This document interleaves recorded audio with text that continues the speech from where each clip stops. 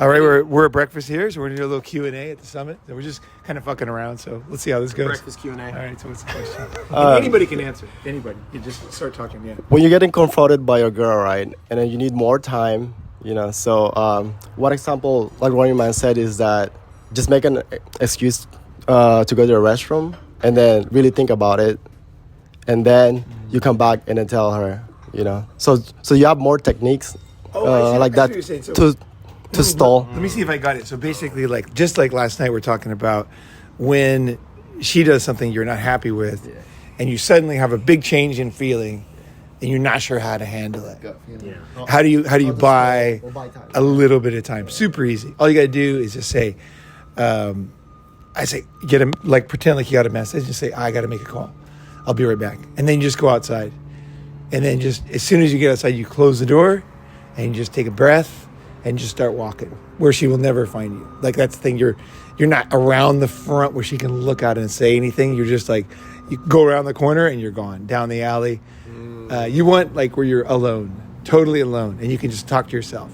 Yeah. That's what I'll do. I'll talk to myself. If I don't have time to think about it, I'll start talking to myself.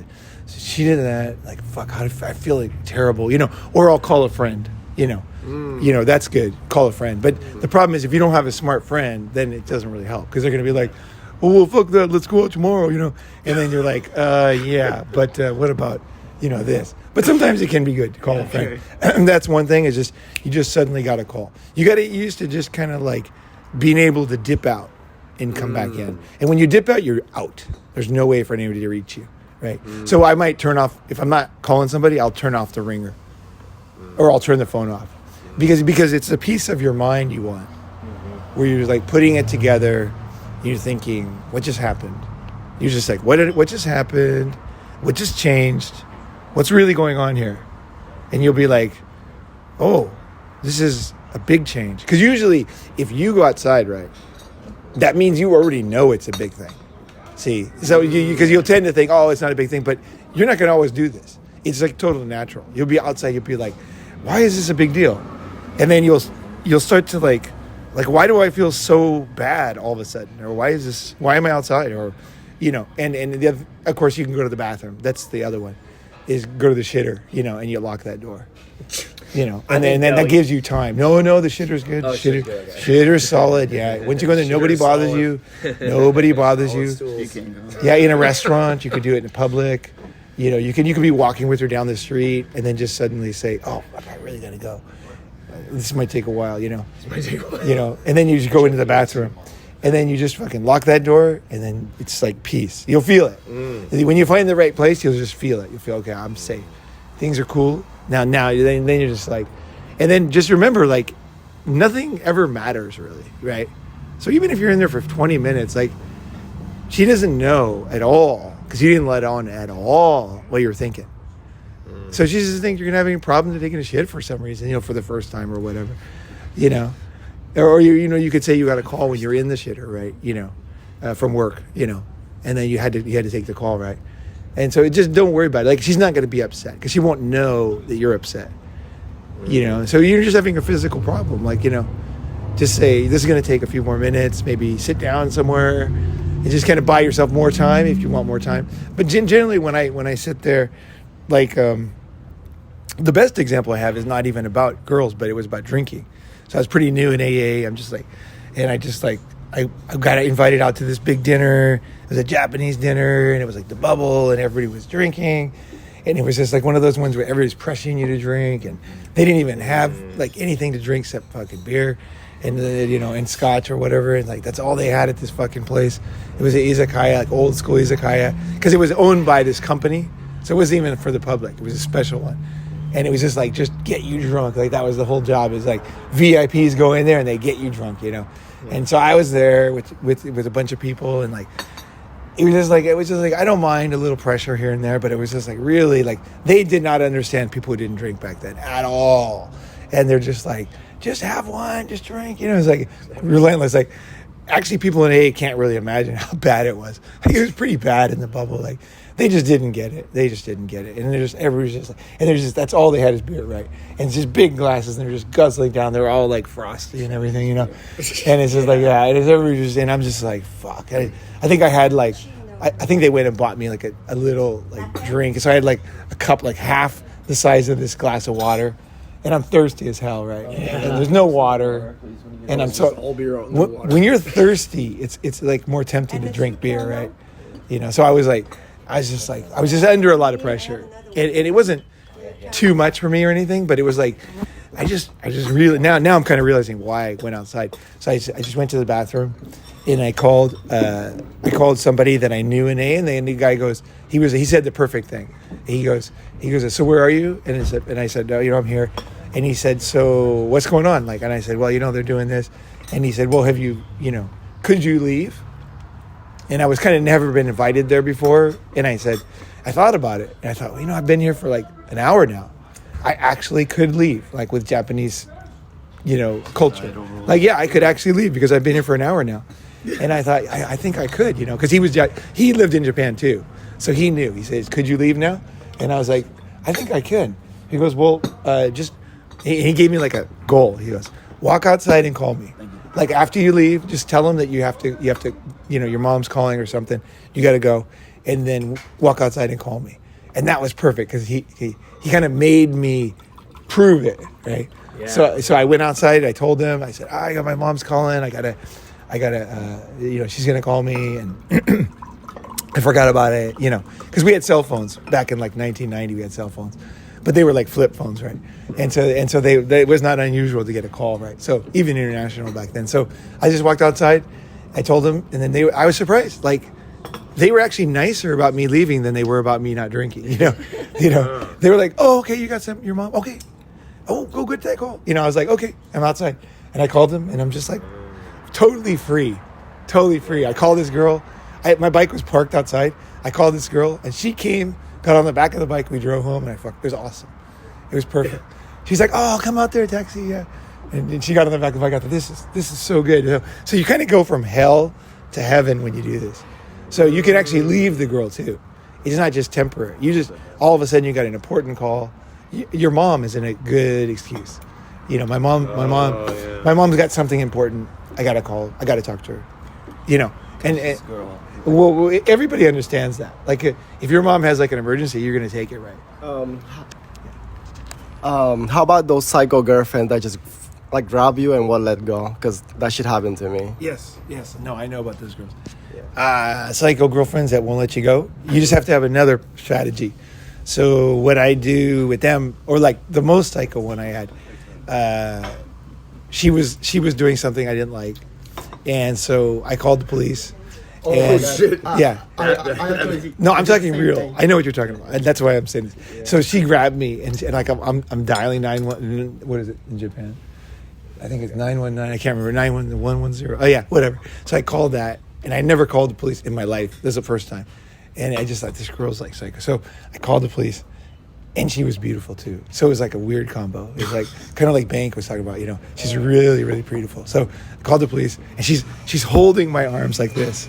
She's like, you're like, how is this girl so strong? She's so skinny. And she's like, grabs you my hands.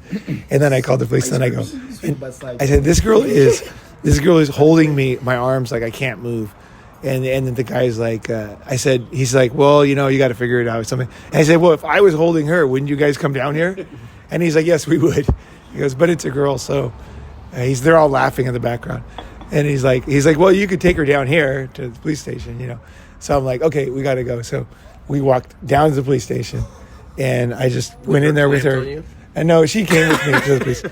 I for some reason, she came with me. We went down, and we sat down in the front. And then we were just talking. And then I said, I got to go get some smokes. And then the guy said, they all smoke in Japan. All the guys smoke. So the guy was like, oh, yeah, go get some smokes.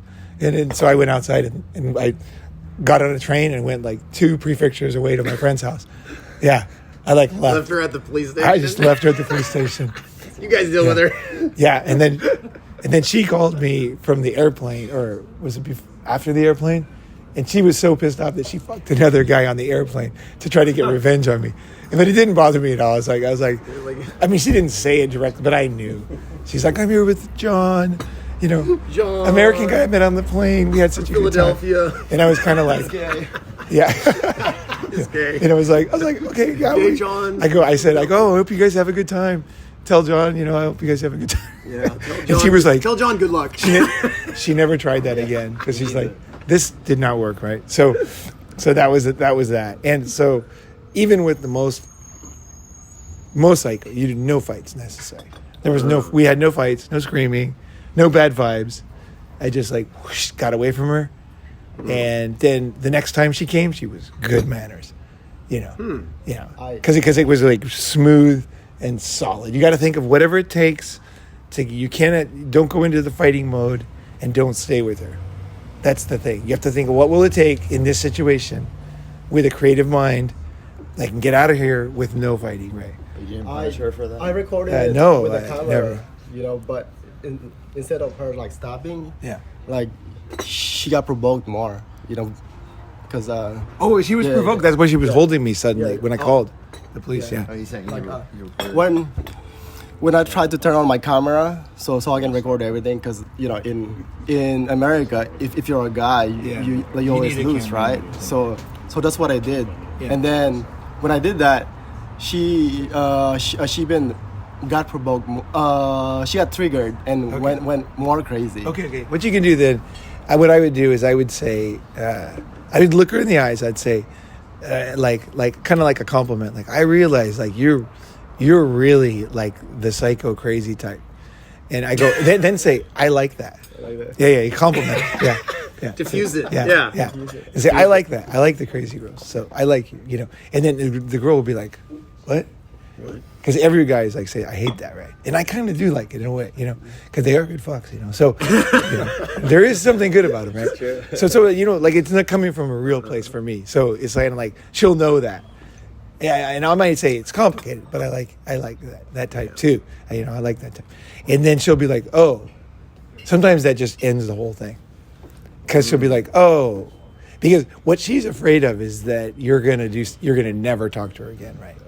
You know what I mean? So it's like, if you compliment her and you let her know, but you might say like, I like it, but it has to be in bite-sized chunks or something. You know, there has to be a way out for me at certain times. You know, like you know, they just say, I appreciate it actually, because it's an emotion, right? It's a strong emotional girl, right? And that, what's wrong with that, right? But you need like even those guys that do like swapping and stuff, they have like a safe word that you can stop everything. You know, it's like I think with those girls, you kind of need a safe word where you're just like, she needs to kind of she needs to understand that there's a point where it's like the craziness is not going to work with you, and there's going to be unknown things happening that she won't like. So, you know, but you like her, and you appreciate the energy, right? But at the same time, there's points where you're just like, you're at that limit, and it's just like, this time, you know, you got to go, you know. Do you actually tell her that, the safe word? That No, I won't say that, but it's all unspoken. But it's like you're letting her she'll know. understand that. You're letting her know by appreciating her, right? No one appreciates a psycho girl. Okay, when it's the first time she's ever heard this. This is black magic. Right? Oh yeah. Yeah, you're pulling black magic on her. She's like, what the fuck? And also she knows. Right? She's like, wait, I do have good points, and guys do like that. And you're like, I get the complicated situation, you know. And so it's cool.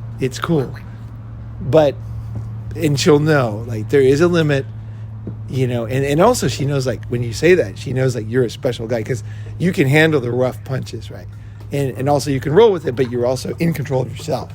Iron fist with a bullet. That's right, you know, that's right. It's kind of like that. But in the situation with a very crazy girl. Yeah. Not to go off topic, but does anyone keep a hidden camera in their apartment for posterity? What do you think of that? I mean, that's a website, right? it's a good idea. It's a porn I think site. it's a good idea to have a hidden camera in your house. It's an iPhone charger. Yeah, Plug it in the wall. But the problem is it won't be in the right room all the time. Yeah, it's not always. It's never going to be perfect, But it would get audio, maybe. no. What I would do if you're worried about stuff like that, is what I'll do is if I feel like something is important, I'll go into the bathroom and I'll turn on the audio recorder and see right now you can't see anything. So it's recording right now. Nobody will know that. Yeah. You know, as long as you get the screen thing on. Now, the problem is if you move it, it'll come on sometimes. I think there's apps where you can record There you go. video. There too. it came back to the screen.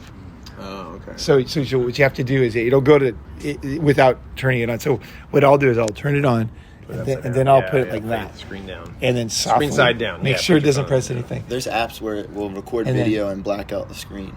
So it'll record video too. Okay. And then you have to like hold your finger on the screen to get it to come Yeah, back. the problem with them is like if you touch any of the buttons, it stops and stuff. But Yeah. this works very good, and I think that basically be more like the Ronin type, where you're not Arnold Schwarzenegger with the jacket and all the perfect guns for every situation and a rocket launcher, everything in your jacket. You're that kind of mindset never works. Like all those survivalists, like when the world does collapse or whatever, they're not going to be in their house, or their neighbor is going to say, "This is the perfect guy to rob because we need his house," and they're going to kick you out. All those survivalists are going to get kicked out of their houses. Right. The first thing is By they're gonna lose all by their a stuff guy and with a stuff, tank yeah. or whatever, Yeah. you know, like a real military guy is going to be like, "Okay, we got to take this house. This motherfucker's got everything we need. I know him. He's been He's my stocking neighbor. up for us. He's been He's planning. doing all the hard work Like, for us. It's we got perfect. it. This guy's going to take his trash. He's going to do something. Like we get some. That window can be taken out by that gun, and they're just going to take him out, and he'll be gone. Right. simple. So all this preparation. It's better to be a man who's like empty hand, ready to go. Right. So everything is flexible and ready to go at all time, and you're actually more prepared. Yeah. You know, you're more prepared. So what I would say is your phone is always with you, always charged, and this audio recording function is very good, right? It's a very good mic on here, actually. It's a kick-ass mic. It'll pick up stuff that you won't believe. So yeah, just use things that you have that are realistic. Putting a camera, that might even be legal repercussion, you know, because it could be like, she could say this about porn or whatever, you know, like, it's just dumb. Just your phone, every judge will understand that. You know, she was getting a bit crazy, so I turned on my auto recorder. No one's going to think that's weird. When you prepare, they just, like, think about it. A survivalist, he's weird, right? Everybody is a little bit cautious around a survivalist, to be honest. You know, they're just a bit weird. Too much. It's like, yeah, it's like It's like someone who drives. it is, yeah, there's something, yeah, it's like people like, it won't win you in the court of public opinion. You know? It's like someone who's super neurotic. It's fine Yeah. that someone does it, but it's not like I know a guy like this guy, the neighbor, somebody I know, and he's a survivalist, and I've known him since high school, and he inherited like a big trust fund, right? And so he just puts it all into like stuff, and it's like he's just got water tanks and oil tanks, and like it's like all built down super deep, and he's got like a bulletproof fucking van. It used to be a Mercedes, and it's all covered in this special paint. It's like super expensive. I don't know if it's really bomb-proof, but it seems like it might be. It's really serious, yeah, this guy. That seems like the ultimate expression of nihilism. Well, whatever it is like, I thought about how easy it would be, because I'm like near this guy's house a lot. I thought how easy it would be to get this guy if it actually was, you know. I know. Because it's weird, because it's like, it's that little thing that you get, you know. Yeah. It's like a military base. If you Where's have, the single point of failure if with there's, the system that's right. here? If there's one point of I failure, could just take advantage of it. because they're not experts. Like if you were in Pakistan, like for example, I heard the U.S. Embassy gets nightly attacks. Oh, shit. Yeah, nightly attacks on the U.S. Embassy. So they actually have something that works and it's been proven, right? So those kind of places, if you hired the guy who did the U.S. Embassy in Pakistan to do your house, then maybe you'd have it down, right? But if you're an amateur ordering things on the internet, there's no way you're going to get every angle. No fucking way. Yeah. Unless there's many collapses, you know, and you lose a couple houses, and finally you're like, fuck, this is the main thing that they do, you know. So basically, always be empty hand. Karate, right? Kara, right? Empty hand, te, you know, empty hand, right? You're always ready to go. That's always my strategy. I climb mountains with the same clothes. I go to the gym with the same clothes. Like I have my clothes that I can use for anything. These can swim, swimming trunks, and also shorts, right? Everything's like ready to go for every situation, right? My clothes, stuff I carry, everything's like can be used for anything. And also I'm comfortable using it for everything, right? And so I don't have any really many specialty things in my life. So that also will help you too, because you rely on yourself. And it's true. That's the bottom line too. It is the bottom line. Anybody, like I've had guys actually pull guns on me, like big time. And the thing is, they quickly realize it was a mistake because, well, it's like basically they are thinking that when you pull a gun out, someone's going to run away or he's going to win, right? But the thing is that's me. Yeah, that's me. Do you have? Oh, there's hot sauce. Okay, thank you. So basically, like they quickly learn that doesn't work, but they don't know until the key moment. It's like the house. They don't know until the key moment that pulling out a gun doesn't. It works with a lot of people, and firing off a shot or something. That would work with a lot of people, but not everybody. Because what I think is, let's say, is on the other end of this restaurant, is I got to get down there as quickly as possible. Like I'm thinking the opposite. I'm like, I got to get down there. I got to get that gun out of his hand. I am not going to run because he's going to get me in the back. Right. Like a coward, right? Yeah. So I'm going to run. I'm going to go towards him. Towards the fire. As fast as I fucking can. Like way faster than he thinks. And like a Krav Maga move or whatever. Get it out of his hand, Get the gun out of his hand. Because I have watched videos and I have had situations the guys pulled guns on me. And I learned that it's just an instant. He never knows unless he's a real military guy. I'm gonna get him. If he's a real military guy, he's gonna get me for sure. Because I've been in situations. I've done it. It's not just talk, but if he's an experienced killer, he's gonna get me, and I know that. So there's always gonna be somebody that's gonna get you. Because a real military guy, he's gonna be like he's gonna be like serious. He's not thinking me as a joke. He's gonna be like, I got to take this guy out, like right away. And he's going to shoot to kill right off the bat, even if there's people around, right? So, anybody else will not do that instinctively, right? It'll be too late, and then I'll defuse it, right? So that's the thing is, everything that you plan for these moments is it never works because it's like you need experience, right, with these things. So with girls, with anything. Always never think I need more things. I need more protection. It's like what you need is you need to think about what can I do with nothing? What can I do on the spur of the moment when something happens and I don't have anything with me and I'm ready to go, right? So like for me, when I go into a mall, the first thing I do is I walk around the mall and then I look for the emergency exits and I look for the way up on the roof. So that if there was a gunman in the mall, everybody else will be shocked. But I'll just quickly go down the emergency exit. And if I can, I just go through the employee exit and see myself. And usually they kind of let you if you'd actually do it. And I'll go into the mall, I'll look and see if it actually goes outside real easy. And I'll kind of have a sense of how malls let the employees out of the back. So I'll know like generally how malls are designed because they're going to be similar, right? And the reason why I do that, it might sound like too extreme, but I read about a lot of people who died in airplanes. And it was always the same. It's very simple. It's very, very simple. Get this. The people who survive fires in airplanes, so that, for example, the engine catches on fire, they crash land, and there's time to get out. Most fires, there's time to get out. But then people die. A lot of people die in the fire. Is what happens is they don't know where the exit is. They don't look before the crash. They don't notice which aisle it's on, right?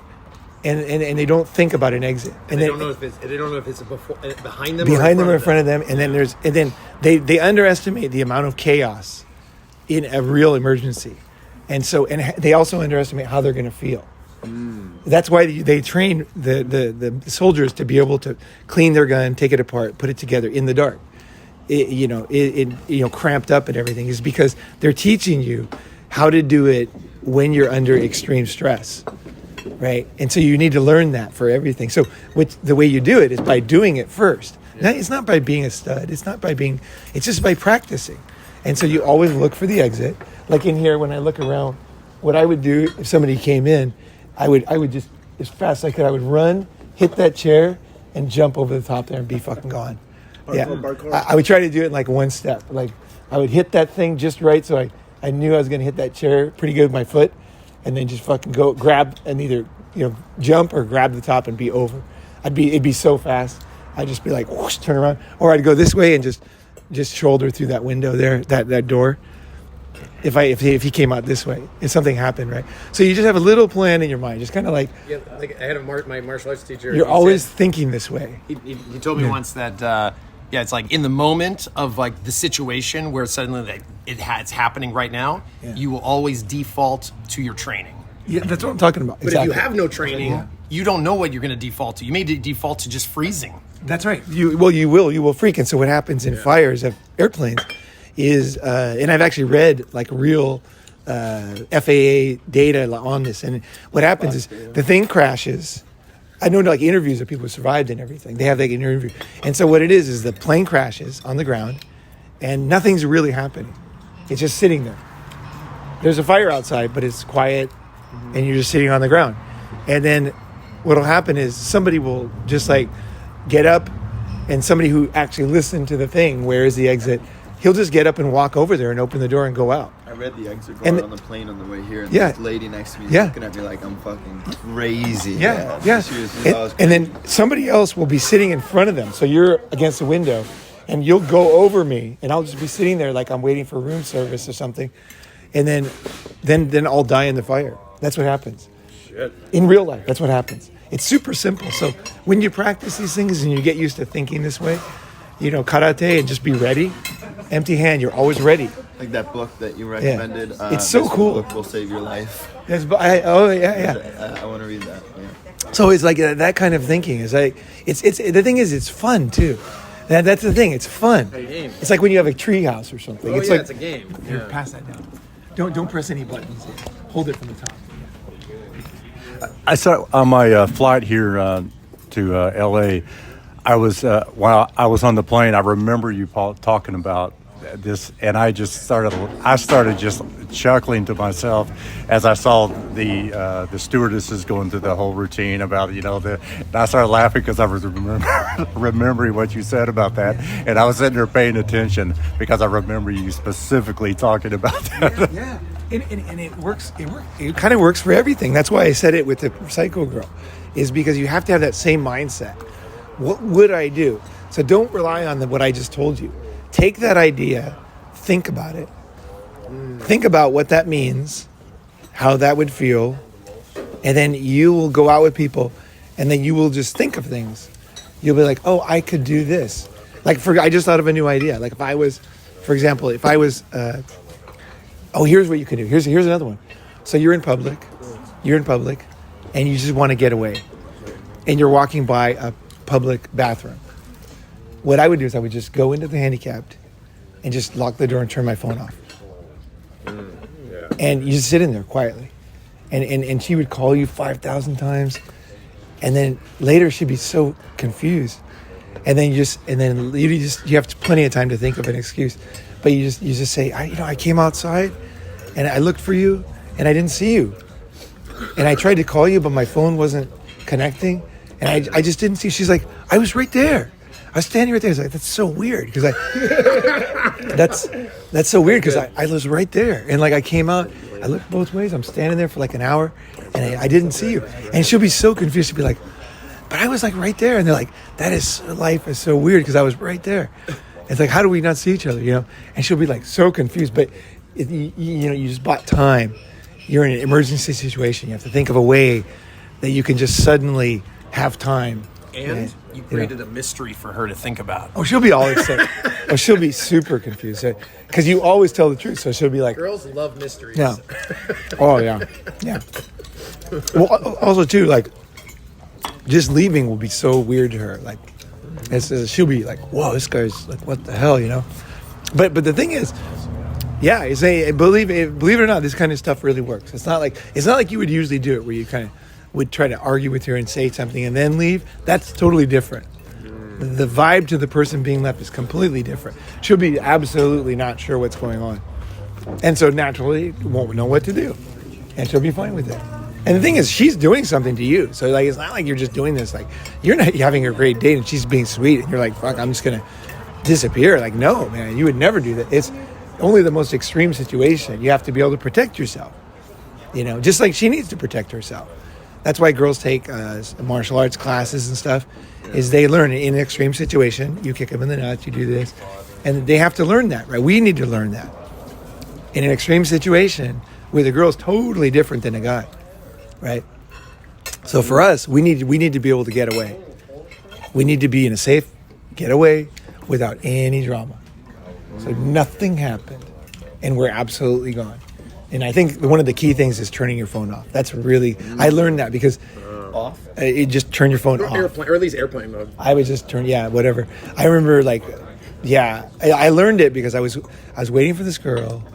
I actually wish I wouldn't have done it this time. Actually, it was a mistake because the girl was so hot. She was massive titties, right? So it was a big mistake. It was so dumb. It was an overreaction. But basically what happened was I met her, first date, fucked her, insanely hot. She was like a college student, and she would her job was to wear tight sweaters and go to like high-end parties and just chat with people, like rich executives. He would just have a glass of like whatever and walk around, and it was called what was it called? It was called companion. It was in Japanese, companion. She was a companion, and they don't do anything. Their job is just to be there for like the height of the party and then disappear, like wear a red fuzzy tight sweater. And so she was a companion, right? And I took her, the first date, fucked her. And I couldn't believe it. She was so hot. I was like, just massive. Biggest titties I've ever seen on a Japanese girl. Like, they're huge. She lays back and they're like 3 inches up. I'm just like, wow, these are massive, you know? And so anyway, so the second date, she was 15 minutes late. And I had a rule, for girls 10 minutes late, I disappear. I never wait. But you know what? I didn't realize. I'm like, I should have thought about it. I'm like, this chick is way hotter than usual. Like, her reality is different than the average girl, right? She's like, totally, I'm gonna wait, right?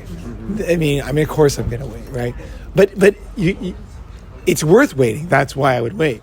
It's like kind of worth it for her, because she was nice, and I'm sure she was busy. I don't think she was like standing around the corner waiting for me to go. She was just young and disorganized. But I left after 15 minutes. I turned my phone off, and as soon as I turned it off and went down the stairwell, I was like, wow, that really worked. So I learned turning off the phone is really powerful, because then it gets your natural desire to kind of give in eventually will be impossible, because your phone's off now, and so you can't talk to her and argue. And so you just gone, right? And I disappeared. But I, like all that said, I wish I wouldn't have done it. It was an overreaction, because I didn't realize I had another girl like that. She was famous. And I just told her, hey, I had this thing where I wouldn't screw girls on first dates at the time, no matter what. And she was like, basically like, she was into going to my house. She was like a famous singer, super pretty and everything. And then later I called her, and she was in another country. And she goes, and I said, you know, let's get together. She's like, she kind of explained it to me. She goes like, I liked you a lot. She goes, but I'm like so busy. Like, I wanted to be with you that day, and you like left. And like, basically I'm too busy to even schedule things, but I was totally free that day. And so I didn't realize there was different kinds of girls. Like, I had these rules and I used them for everybody. So now I realize it's not smart. There's certain girls you have to listen to. They're totally different. Like a famous girl who's really in demand, a singer, top notch. You do have to think, wait, what's her reality? Because what she does is not the same. It's not the same intention as another girl. Like, she probably had an important call why she was late. Like, she probably was talking to her manager, like, about a tour or whatever.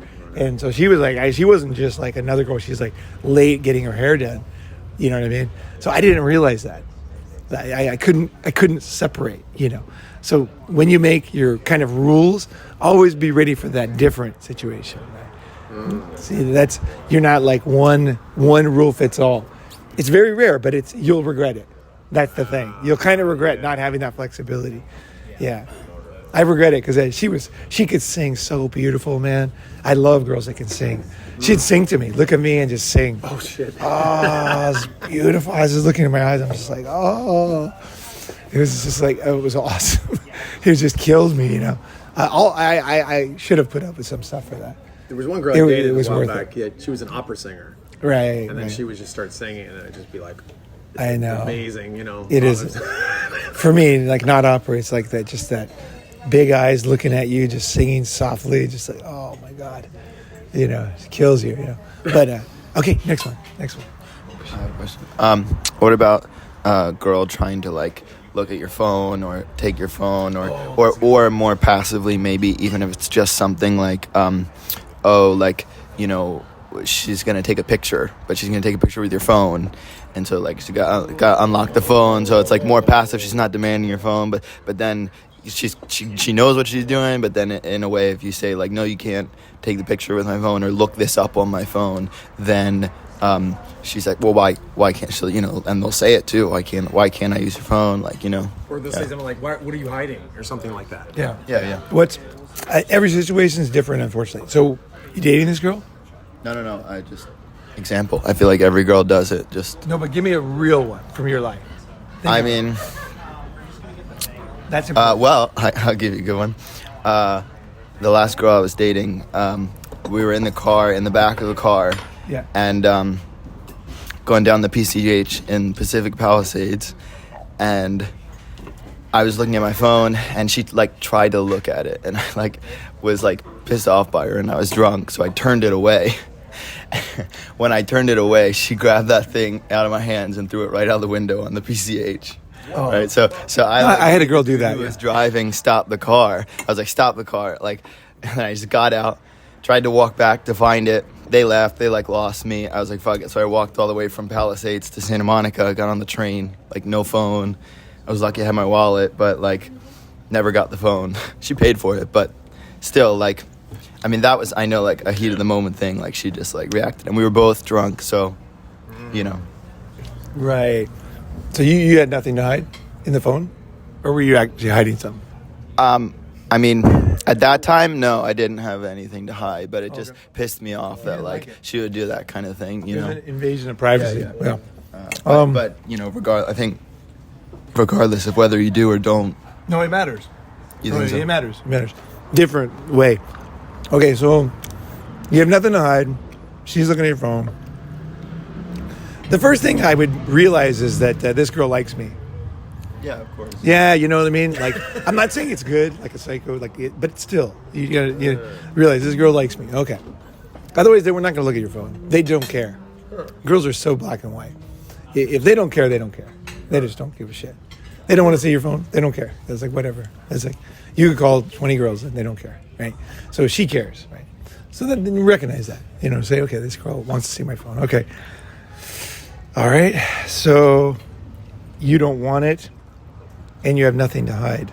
It's a shit test, basically. It's some kind of a shit test. I think it worked out pretty good, actually. You know, she threw the phone, buy a new one. You know, got a brand new phone. Actually, better yet, it was covered by Apple Care, so I had it replaced and just like pocketed the $1,200 that she gave me. So that was a that was kind of a winner, yeah. I'd say that was a winner. Couldn't have worked out better, yeah. Win-win-win. You did pretty good, actually. Yeah. Because you got to do that because she crossed the line. So you're like, nope, got to pay for that. Yeah, fair. I think you did good, actually. You know, in the complex situation, you chose the right option. Oh yeah, 100%. Brilliant move, actually. Yeah. If you would have just said, "Hey, Apple Care's got it," like you would feel bad now. Yeah. You would know you did the wrong thing, right? Yeah. Because she crossed a line that shouldn't be crossed. No. I went as far because you as- had nothing to hide. See, that's the thing. Is girls kind of know if you have something to hide, and so she's pushing when she knows you have nothing to hide, which pisses you off, right? You know, if you have something to hide, then it's different, and she knows you do, right? Then it's different. So if I'm dating a bunch of chicks, she's trying to look at my phone, it's different. Because they know there's other girls on there texting me, right? And they want to see who it is. So what do you do in that situation? And what are they saying? Yeah, we need So in to that way, cover you just both described what do you do in that situations. situation. It's very frustrating. Like, I had one girl, I woke up at 3 a.m, and she had gone into my closet. I had one closet that was like private. And she had gone in there and had my box of pictures. I had like, what do you call it? Cardboard boxes, just stacked with pictures of girls, like nudes and everything. Yeah. So everything, like dating pictures, everything. And so she was going through, and she was like going crazy, and And I was like, fuck, And I was super tired, and I had to wake up. I had to wake up early, and I didn't know what to do. So I just grabbed the box and started wandering outside my house. I was going to hide it somewhere because in Tokyo everything's safe, right? So I can't remember what I did. I think I went outside. I was wandering around, and I thought, well, what if it gets wet, or what if somebody did take it, throw it away, So I kind of came back with the thing, and I forgot what I said to her, but somehow it mellowed out. We went to sleep. You just have to kind of feel your own self and just kind of make it. So I think when I picked it up and walked outside for like 20 minutes, that was somehow enough to diffuse it. When I came back, I knew she wasn't going to do it again. Somehow, I just knew. And also, she was, it matters, right? She was really innocent, huge titties, but not hot. She was a country girl. She wore overalls. Yeah. And I just thought, this girl's pretty pure. Like, she's upset about the pictures, naturally. And so there was a little bit of, like, this, I can understand this. This is very understandable. Even though she knew. It's still understandable, So I had a little bit of, like, I'm not going to disappear. Like, yeah, she was, and there was a lot of guys who wanted her. I knew for a fact. Everybody kind of wanted her. For some reason, there was something about her. Yeah, she was just like, there was something about her that was just very natural. And so it was kind of, not that it mattered, but it was interesting that it validates my kind of liking of her, So I was like, okay, well, this is not malicious. I know. So did it go on? No, we went back to sleep. She never did it again. No, I meant, did the relationship go on? It did go on until one day she kind of lost it, and she was waiting at my house. And then I brought it. So she's in her overalls, right? Like, she's a totally different. She's a stocky, like, she's a corn-fed type, So she's like sitting there, and then I take this girl's opposite home, like the exact opposite, like fire engine, like always red heels, always shaved pussy, always perfect, everything. Chanel bag, Chanel fucking dress. Everything's like perfect all the time at all moments. Like always she walks all the time in high heels everywhere. Like raging hot. Like, what are they called? They're really thin heels. They're different words. Stilettos. She wears like stilettos and shit. And so I took her home. And then they started fighting in front of the house, right? So I talked about this before, and that was interesting to see. Did the girl take off her stiletto and use it as a weapon? I didn't see the whole fight because I was in the house around the corner, kind of watching. It was kind of like an MMA fight where you put like a sumo wrestler versus like a Thai wrestler. Very interesting. Very different fighting styles. Yeah, I didn't know who was going to win. I thought the country girl was going to win for sure. She's way stronger and heavier, But she lost. Whoa. Because the other girl was just meaner.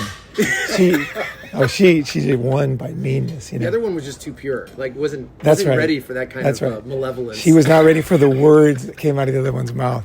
The words. The words were just tearing her to pieces. Daggers. Yeah. Oh yeah, daggers. And plus she tore her top off and everything. Yeah. Oh yeah. There's blood. And, And she just degraded her to the max.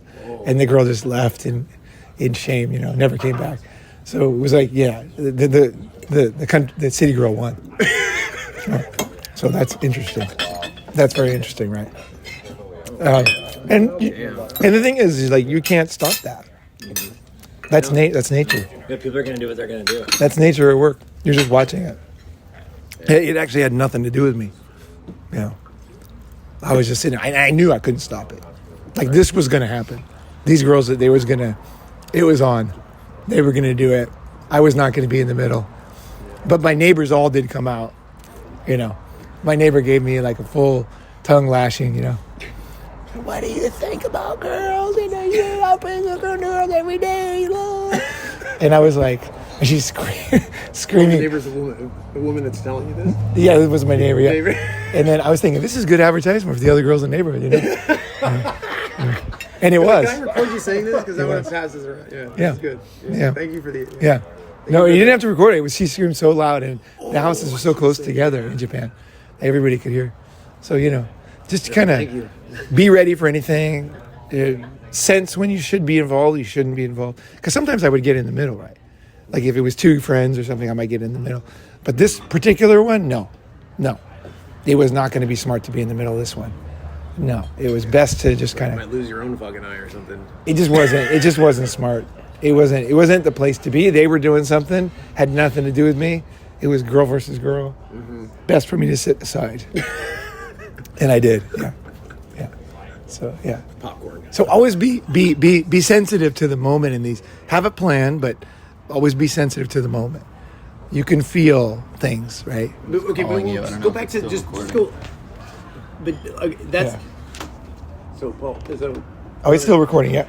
So just give one more example where there's the girl thinks that you're doing something, and like there's maybe some weird triangulation thing going on with you and some other friend. She's like, oh, she likes you and this other friend, and then she believes that the two of you are plotting things about her behind her back or something, and she wants to see your phone. What do you do in that situation? That's too Something like that. complicated. Too No, complicated. but that's the reason that she would be wanting to see your phone is because she senses there's some other complication going on in the background that she wants to see the conversations. Okay, that's kind of the What do you same. do in that situation? That's the same as kind of like in Thailand. Like in Thailand, when you go out, like say you go out away from her, she's always going to ask you to send a picture of who you're with. So that's what every time you go out in Thailand with a friend, they'll always take a picture, like a selfie, like smile, and then you know it's going to his girlfriend because it's always going to be kind of evidence that you're out with a dude. I always tell them that relationship is all about trust, and if you don't have trust, we shouldn't be together. It works all the time. Well, that's the thing. That's the thing. You have to lay it on the line with that one. That's like very good. That's exactly it. And you're ready to leave. You have to be ready to leave. That's all you got to do. And leave. You're just like, if she's not up for it, you're like, this is cool. You're not angry. You're just like, hey, this is something important to you, and I don't like it, so it's not a match. And you're like, hey, no problem, no harm, no foul. You're a good girl. You're out of here. You're just like, whoosh. Done. Death sentence. Yeah. She's got to know you never change. She's got to know. She's got to know. What if It's she like comes darkness. back and It's like deep space. And she said, oh, I'm sorry. I won't do that again. Yeah. Usually that's enough. Enough. Yeah, because she's kind of thought about it. She's serious, Yeah. That usually that's what happens. Is when she realizes that you're the type that is not going to bend, then she will come back and apologize and just let her do it and look at her and appreciate her because most girls wouldn't, right? So she's into it. It's fine. She's back. In fact, you're kind of closer now, right? Because you went through that. Right? She knows you better. Is it and better to wait a day or at the spot whenever she says she's sorry? You say wait for her to come back to you. I said, do you wait for this a day so she can think more, or should we just wait until she said she's sorry and she won't do it again? What do you mean? Wait for what? Tell me exactly. To wait for her to apologize. And Oh she no, won't you're do not it. waiting. You're not waiting. Oh no, you're done. You're finished. You're moving Until on. she has that come back, is what you're saying. Yeah. So it's 2 weeks later before Never she comes back. expect her because she can Oh, feel yeah, it. she feels She can feel it. There's some spiritual energy. No, you're actually gone. Yeah, you're planning new things. You're talking to new girls. You're out there doing stuff. You've already moved on. Yeah, you're gone. You've moved And on she, already. and she feels it. And she can feel that you've moved Yep. on. You're not proving it. You're just like, hey, I got a good life and things are good. I go down to the coffee shop, talk to some girls, That's me. That's it. You're totally moving on with no resentment at all. You're like literally making new plans, talking to new girls, getting numbers. Even when she apologizes, I'll still get 2 more numbers. Just because it's just like that now opened me free, right? Her actions have consequences, right? Now I met a couple new girls that are nice, and then if she does it again, because often that's what happens, I'll be ready the second time, and then the apology won't mean as much unless it's a different kind of apology or something. Yeah. It could work. I always give them a chance. Like it's like I look at them, is this right? And somehow you'll be like, yeah, this one's okay, And also here's the thing: it all goes back to King Midas or King Solomon. Is girls know if you're being fair, and they really appreciate a man he's very tough, but he's fair. Tough but fair. Yep, and they know it. That is very rare, not emotional, right? Tough but very fair. You're looking at her very humanly, right? Is this right? Is this apology correct? Is this the right thing that should be said? You know what I mean? And if it is, you're like, totally cool. All is forgiven, right? There's no more comments. There's no more nothing. In fact, I even feel closer because it's like we kind of went through something together, right? Now we know each other better. And then once you have a girl like that, you kind of don't want to lose her because they know you better. Because other girls, you meet other girls, they're never going to think you are this type of man. Like girls never know what I am when they meet me. It takes time for them to learn. And once they know me, they're like, wow, this guy is like this. Like I never met a guy like this. This is unusual. And so when they know you, if they're into it, you can go up levels, right, with them. Hey, one again. So you can go up levels. So it's kind of like a shame if you know what I mean? It's kind of a shame. Like, it's kind of like you make a really good friend and you move away. It's kind of like, damn, we could have hung out and done stuff, right? Yeah. Yeah. Because she not only knows you, but she understands you. She has the capacity. That's pretty important, right? So that's how you have interesting relationships with girls too. I think most guys don't even ever have anything interesting with girls. You know, I'm having interesting. There's a living organism of our relationship going on. You know, and so it is interesting. So it's not just another. It starts out as another girl, but as you see who they are and they see who you are, it does become. And that's why a lot of times you'll be friends with them afterwards, because they'll be like, okay, I know this guy. You know, whereas most guys, you never know them because it's just like there's just random emotion in the moment, like that pop-up Jack in the Box, right?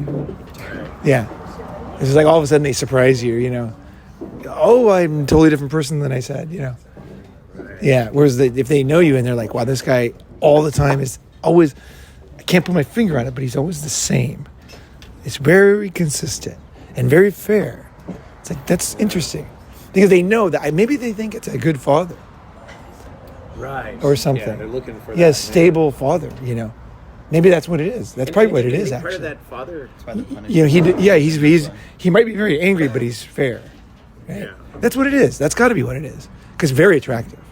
And the thing you said earlier about the, you show them that their actions have consequences. I think what it is, the experience of most, especially hot girls. They typically don't experience any consequences with their actions. Most guys just cave in and either just dismiss it or cover for it. Like they make the mistake and then the other guy, then he pays for their mistake. And they're just going through life making all of these errors and offenses and stuff. And they never feel any of the consequences. So when they finally come up someone like you or, someone like acting like that, where you show them there is consequence to their actions, they go, it's not someone whoa. like me. It's someone who learned this. All you guys, once you've heard this, you will naturally start to do it. Yeah. I learned it from watching people. So you learn it from listening, hearing, you'll be like, that makes sense. Yeah. And then you'll see your reaction, you'll be like, this is not good. I gotta learn this one. Right. I mean, it's good for kids too, naturally, right? And like you said, it does sound like there's Midas as well as then a father is someone that, hey, you made this error.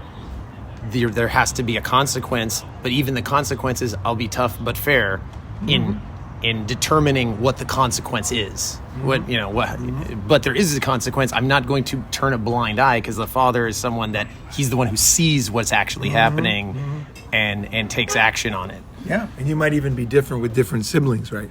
Yeah, because one of them was leading, the other one was following. So you're gonna be fair. It's different, right? You're like, here's the mastermind of this plan. This he got kind of just sucked into this whole thing. Right. So they shouldn't both be equally punished. The one that led the way of this thing, he needs to take the bulk of the fall here. Right. Right. Yeah, he's the first degree or second, third degree, maybe. That's it. Yeah. And just showing that you know that puts the kids at ease. Right. They're like, oh, okay, because they know the truth too. They know they're like, I wouldn't have done this, but he got me to do it. Right. Yeah. They're thinking that, right? Right. And Kids are like that. And the other kid who's actually leading the charge, he'd be like, well, you did it too. But then in the deep down, he knows, he's like, yeah, but I was the one who actually plotted this thing. And if you don't know who was the instigator, don't pick somebody. Just say, look, I don't know who really did it. And they'll say, well, he threw the rock. I say, that doesn't mean he did it. Like, I don't know who instigated it. I'm not sure yet. So I don't know. So you're all getting fair, but an even punishment, which is going to be severe. And then they're like, next time, I'm not going to let him do that. And they'll tell you later. Say, it was him. It was him. Yeah. It's like, well, you didn't tell me, you know. Okay. Yeah. That's good. So you know, it's like in the Marine Corps. I don't know who this cookie is, right? But you're all fucking off. You know, you can't go out for the weekend. And they're like, damn it, you know. Yeah. Yeah, one guy fucks up. Everyone's punished. Everyone's mopping the floors. Don't go on reputation. Because Say more. Well, what happens is you parents tend to think, oh, he's the instigator, and it's usually wrong. Yeah, you would know. Yeah, Because it's usually wrong because they would always like make me the instigator when I was young, right? right. But actually, I had another friend who was really crazy, and he would sometimes lead things. And then we would get into things that I didn't, at the time I was too young to really understand, but looking back, a lot of times he was the one who was like giving the green light to the really crazy stuff that I wouldn't do. But then I got involved in it. And then once I was involved, I would lead it. Yeah. So it was a complicated thing. It was actually without him, I wouldn't have done that. And I never did it when he wasn't around. Right? Oh, okay. So it was like, I would lead it once it happened. But maybe he even engineered that, you know? You know what I mean? Yeah. Yeah. They should have recognized that. He engineered it. Like, Yeah. Okay. He's like, I just need to get things going. I just need to start the engines and get things going, and then Paul, and then That's right. And then he'll I take get him over. going, he'll go do Yeah. it. Okay. Brilliant. And he'll take the fall if everything goes to shit. Totally. Wow, he's a mastermind. So think about it. Like, think about how you feel about how your parents. I just thought of this. This is it right here. How you learn this from scratch. You already know it. You already know it because you were a kid, right? So you remember what was fair. You remember what wasn't fair, right? And you remember when they took your side and they shouldn't have, right? And you remember what that made you feel about him. You know, you feel that he's an idiot, you know? Yeah. So the thing is, you want to be the parent that's the most on top of it, of any parent, right? The most fair, but not too harsh, you know, and also kind of sifting through everything, finding out the reality. Like, we're going to sit here until we find out who did that part. Yeah, you don't want the kids to think that you're gullible. Yeah, that's right. And the kids can easily dupe you.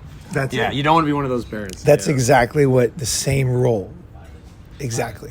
When you're dating chicks. Exactly. It's not they're not children. I'm not saying that. But they are testing you. Okay? That's what it is. Women have to. It's in their genes. So don't be angry. That's the thing. They have to test you. And here's a simple reason you can forgive them all and understand. Is think about this. You're a woman. You go to a club. Some guy's got fancy clothes. Are you going to automatically believe he's got money to support you and the child? It could be bullshit. Anybody can get some clothes. Anybody could get some clothes. He could borrow them. He could have his credit card. Million reasons why he might not be a good provider. So they have to test you. Right. They have to test you. They can't believe your words. They can't believe your words. Just lie. You can lie with your words and your actions and your clothes. They cannot do that. Yeah. Like, you don't expect them to do something they cannot do. That would be totally stupid. You do not want your daughter go to the big city and then she's like, you know, he has a fancy car and like, he's rich, daddy. You know, He told me he told me he's gonna buy me a house in Paris. We're gonna go over there, and you're like, baby, you know, wait, no, wait, hold on here. Who's this guy? You know, because you want to find out, like, well, let's find out some reality here, right? And that's what they're doing. They have to know the reality of you. They're testing you. So that's the other thing too, is you have to realize that's part of the dynamic. You're not.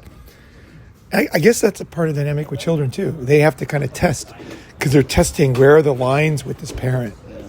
Right? They have to know where's the lines, and who is this person? Are they fair? Right? And so they're testing you. That's what they're doing. They're testing you. And when you overreact, it's like you totally fail. That's what most guys, they do nothing. They're all smiles, and then they just overreact. It's like so lame. Don't be that guy. That's nice guys. They're just like nice all the time, and then all of a sudden it's Jack in the Box. It's like don't be that. A Jack in the Box nice guy. You're just like going outside, considering what's going on, feeling what's feeling. Is this a big deal? Is this not a big deal? What should I do here? And if you don't know, just leave. It'll come to you. You'll think back to what were her intentions? What did she say? What did I say? What's exactly, where's the, and your sight is zeroing in on the target eventually. And then you're like, I think that's the target. Pull the trigger. Trust yourself. Once you have time, and pull the trigger. Don't be, I don't know, so I'm not going to say anything. Yeah, take a chance. You might be wrong. It's an unknown. And the same with everything in life, right? You'll never have all the information. Your gut is telling you, right? Your gut. Your gut knows in this situation. Men are actually very good in this situation. Like, is she cheating? We actually know. For some reason, there's something really uncanny about it. We actually know. But we don't listen to it. Because we say, I don't have any proof. There's no proof. Because we're relying, it has to be logical, factual, but we have something, millions of years of refinement in that instinctual system has been refining for millions of years, and then it's able to take millions of bits of little nuanced details and information and culminate it into a single feeling of she's cheating. Yeah, and not only do you have that skill, but if you listen to that skill, it will lead you to good things. And you will make mistakes. I mean, especially if you're new. Try trusting that. You'll make mistakes. But I kind of tested myself once, and I probably talked about it in a video before, but I was amazed. I could not believe it was amazing, actually. Yeah, I'll just tell a story real quick. There's a girl from Newport. She was had a rich family, blah, blah, blah. She was my boss. I was working at Pfizer before to save money to go to Japan. And so I was boning her, and then we broke up. I think I broke up with her. And then I came to work one day, right after that, and she came in, and then this guy came in who worked about a minute later. And it wasn't that she cheated on me. We had just broken up, right? And I went up to her and I said, why did you have to fuck that guy? Of all guys, we work with him, And then she looks at me, she goes, her eyes open, she goes, why did he tell you? And I'm like, and then she walks over and she's like, you, she points over. I can't hear the words, but she's yelling at him and pointing at me. And then they broke up. And I was like, oh my God, my instincts are really fucking good. Yeah, I couldn't believe it. But it wasn't so much, it actually wasn't that I cared. It's that I knew. And I'm like, I got to find out once and for all in my life, is my instinct correct? Don't just rely on, I'm going to fucking find out right now. Or I'm going to try to find out. Yeah. And I could not believe how accurate it was. And I heard her yelling at him, and she's like, we had sex for the first time 1 hour ago, and then you have to go and tell him right away. He's like, I didn't tell him anything. Because I didn't say shit. And she's like, how did he know? How did he know if you didn't tell him? And he's just like... It's almost like you're leaving the building. It's like, just as you're leaving the scene, the whole thing explodes behind you as you're leaving. No, I was working. Oh, okay. I was working a copy machine. Yeah, I was just watching this all happen. Yeah. And each scan's like, and you hear him. Yeah. That was my job. That was my job when I was saving money to go to Japan. I got a job in this. There was a big lawsuit against this company that Pfizer had bought, and so there was this huge lawsuit. There was all these lawyers. We had to copy a whole warehouse full of boxes of paper. We had to copy everything, heart valves, anything that was in there, even a bug. Everything that was in those boxes we had to copy. And no matter, even seriously, a dead bug, we had to put it on the copy machine, copy it. It was that was one of the rules of the lawyers. Anything in these boxes needs to be copied, right? And so that's what we did for months. And we got really good money. Because we could work overtime, triple time. They were happy to pay us. Interesting. Yeah. I worked 120 hours a week. Yeah. Saving money to go to Japan. I was just half asleep copying things. I can copy anything. I gave you a lot of time to think. No, you learn how to forge documents. Oh, yeah. Yeah, you can take a copy and you can add a little thing to it, and then copy it 3 or 4 times more with a different setting, dark or light, and you can make a document look like anything. Because we had to put together all these broken things and documents that were like, you know, and like, yeah, you had to get really good at like putting things together and getting things on there, right? And then you learned a lot about how copy machines, their limitations and everything. It actually came in handy. There's a lot of value in knowing how to forge documents. That came in You handy. know when you need 'em. One time in particular came in handy. Getting a visa. Oh, yeah. I needed to get a document I couldn't get, and I got it.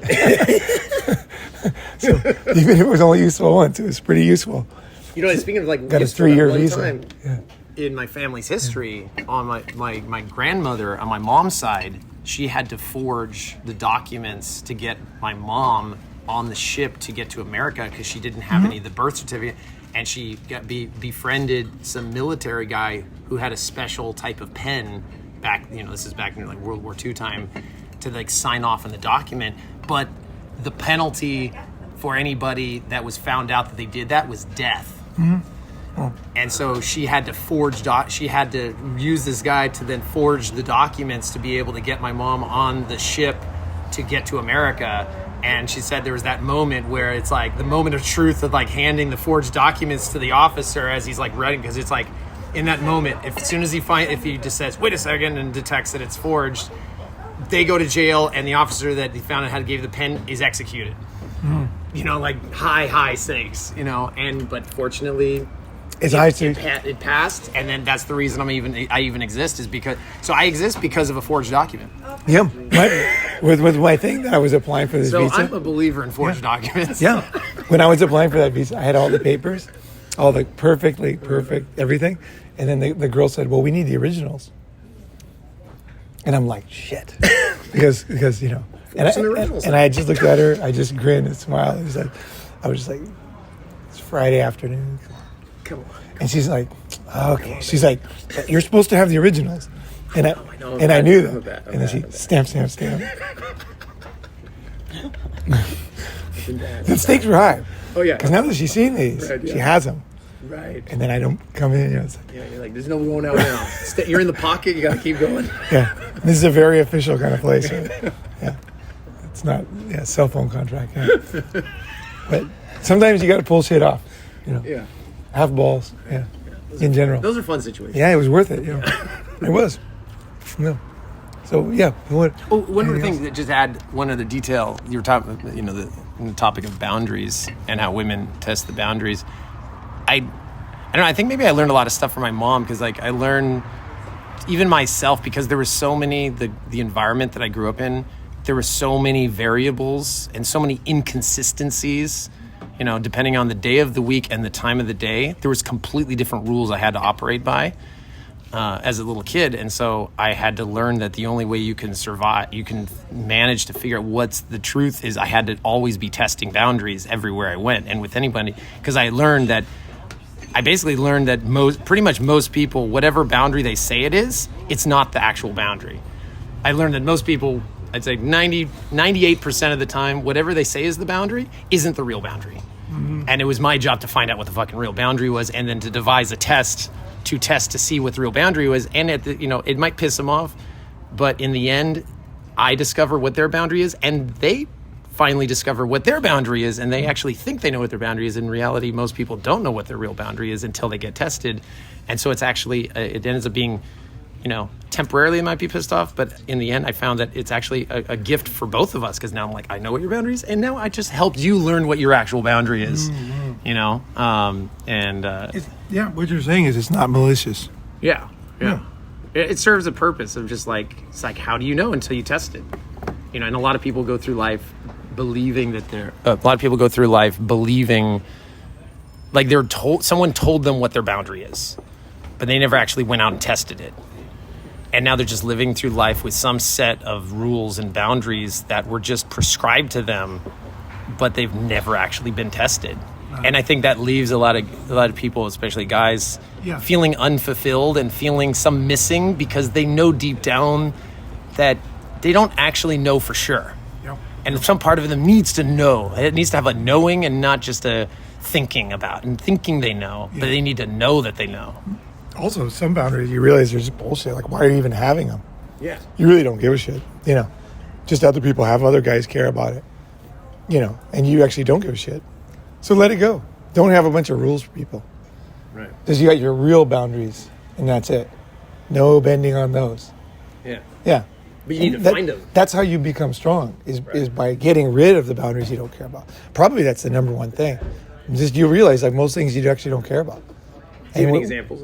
well, was it somebody just said something? You said you really didn't care. Or no, maybe it was last night. Somebody said, well, yeah, you said you didn't care if they look at their phone. Was that it? No, it was somebody last night. Somebody last night said they really didn't care. And it's like, yeah, you realize you really don't care. It's just certain things you'll realize you really care about. And so that's how you become a strong guy, actually. It's not by being strong. It's not by being tough. You know what I mean? It's more like you know yourself. Like you just said, you know yourself. You learned yourself, right? Yeah. And so that's partly why, that's actually why I am the way I am, is because I learned from them, the girls testing me, what was important to me. And also I learned that there's subtleties. You know what I mean? So there's subtleties. So I have a rule, but it just depends on the situation. Because some situations are different. Because people are different. And so because of that, the intention's different. Yeah. You know what I mean? Yeah. That girl, that singer, you know, like, I mean, I had never really dated a famous person. So in demand, peak of career kind of person. So I didn't know. But now I know, okay, it's a different, because I kind of thought, actually, too, to be fair to me, I didn't know how popular she was. I just thought, you know, she's a singer, you know, she does this. But I didn't realize that she was like really in demand person. Okay, actually, that's a good follow-up question then. Do you have any kind of strategy that you use to quickly determine what kind of girl this is? If she is one of those types or more of a regular girl that you could keep? There's no way, because there's a million different possibilities. Just hearing this, feel it in your gut, ask yourself questions, and you'll know. Okay. Yeah, you'll know. Because there's going to be too many random things. Yeah. Who fucking knows, right? Yeah. Anybody else? You can check it on Instagram. Yeah. Anything else want to add or say or question or answer a question or something or no? Perfect. Fucking perfect. Great. The boundary episode. The boundaries. Girls Boundaryless boundaries. Girls testing you. Yeah. I didn't need to go on there because I already heard last night. It is even on here, but.